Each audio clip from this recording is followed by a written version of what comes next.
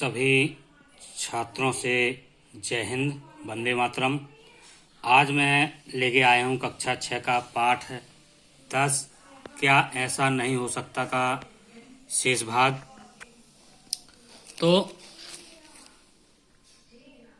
तुम जब मुझे विदा करते हो तब भी तुम्हारा ध्यान मेरे रवाना होने के बाद किए जाने वाले कामों में लगा रहता है, लेकिन मैं जब तक तुम्हारी दृष्टि से ओझल नहीं हो जाता तुम तब तक मेरी ओर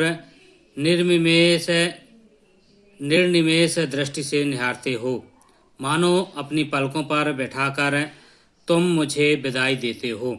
तो जब तक मैं आपके घर से जाता नहीं हूँ तब तक आप मेरी विदाई में लगे रहते हो, अर्थात आपके जाने में कोई तकलीफ ना हो ऐसी आशा करते हुए आप मेरी ओर देखते रहते हो। मैं जानता हूँ तुम्हारी उस दृष्टि में कितना दर्द, कितनी लाचारी, कितना स्नेह समाया हुआ है। तो जब तुम मेरी विदाई करते हो तो ऐसा नहीं कि तुम मुझसे प्रेम नहीं करते हो, और बिछड़ने का जो दर्द है मैं भी जानता हूँ और आप भी उसका अनुभव करते हैं। मित्र मेरे, जिस तरह के साधारण आदमी तुम हो उसी तरह का साधारण आदमी मैं भी हूँ। तो यहाँ पर बतलाते हैं एक मित्र दूसरे मित्र को कि जैसे मैं एक साधारण व्यक्ति हूँ, जैसे तुम एक साधारण व्यक्ति हो उसी तरह मैं भी एक साधारण व्यक्ति हूँ। मेरे आने पर जो जो तुम्हें करना पड़ता है तुम्हारे आने पर वही वही मुझे भी करना पड़ता है। तो स्वाभाविक बात है कि जब एक मित्र दूसरे मित्र के पास जाता है तो जो आओ भगत वह आपके लिए करता है, तो आपका भी दायित्व बनता है कि जितना अच्छे से अच्छा आदर सत्कार हो सके आपको भी करना चाहिए।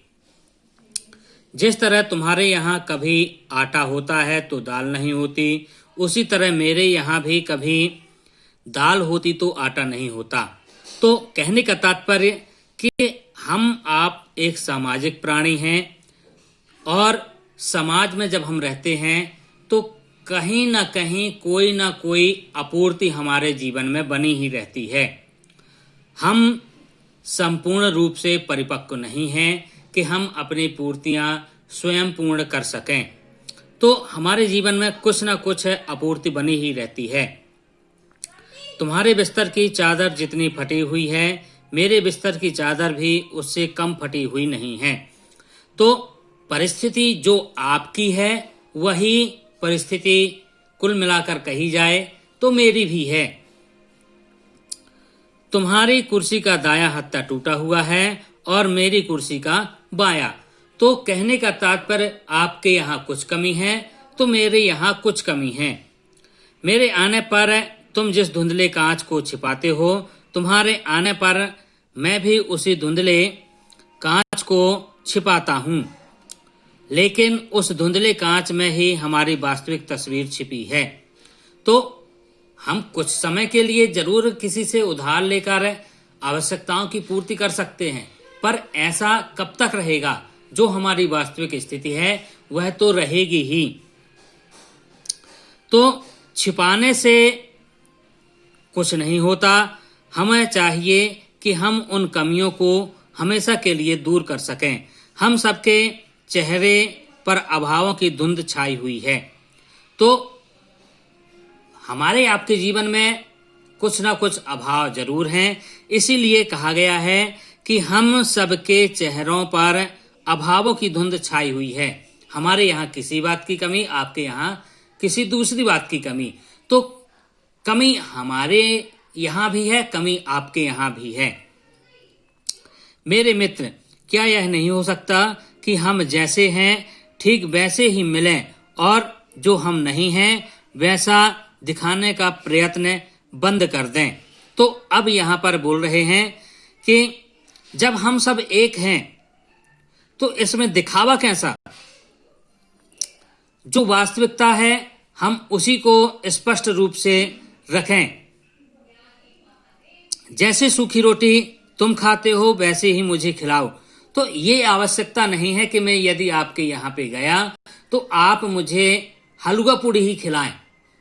आप मुझे सूखी रोटी भी दे सकते हैं, क्योंकि जो स्थिति आपकी है वही स्थिति मेरी भी है। जिस फटे टॉवल से तुम अपना शरीर पोंछते हो उसी से मुझे भी अपना शरीर पोंछने दो। चाय पीते समय जिस टूटे हुए कप में तुम मुझसे बदल लेते हो उसे मेरे ही पास रहने दो। तो कहने का तात्पर्य है कि हमें दिखावा नहीं करना चाहिए। जो परिस्थिति है उसी को स्पष्ट रूप से झलकने दें। अपने फटे हुए बिस्तर को तुम उजली चादर से मत ढको और कुर्सी के टूटे हुए हत्थे को बीच में आने दो, ताकि वे हमारे बीच दीवार न बन सकें। और इन सब से बचे हुए समय में तुम जब भी मेरे पास बैठो, बजाय राजनीति और साहित्य के अपने घर गृहस्थी के बाल बच्चों की सुख दुख की बातें करो। तो हम दिखावे में न पड़ें। जो हमारी वास्तविक सच्चाई है हम वही एक दूसरे पर उजागर करें। इससे होगा क्या कि हो सकता है कि जिस बात की आपके पास कमी है वह मैं पूरी कर सकूं और जिस बात की मेरे पास कमी है वह आप पूरी कर सकें। विश्वास रखो, सुख दुख है कि इस समंदर में से ही हमारे अभावों की किश्ती के पार होने का मार्ग गया है। तो यहाँ पर कहते हैं कि हमें और आपको विश्वास रखना चाहिए कि जो ये सुख दुख की नाव है, जब तक हम एक दूसरे के समक्ष नहीं रखेंगे तो हमारा बेड़ा पार नहीं होने वाला है। जब तक हम अपनी कमियां एक दूसरे को नहीं बांटेंगे तो वो कमियां हमारी दूर नहीं होंगी। तो हमें अपने सुख दुख अपने मित्रों के साथ बांटने चाहिए, जिससे हमारे सुख की बढ़ोतरी होती है और दुख में कमी आती है। तुम्हारा वही मैं जो तुम हो, कहने का तात्पर्य कि जो स्थिति आपकी है वही स्थिति मेरी भी है। तो हमें आप अपने से कम ना समझें, अर्थात हम आप एक ही सिक्के के दो पहलू हैं। इस तरह से आपका पाठ 10 पूरा होता है।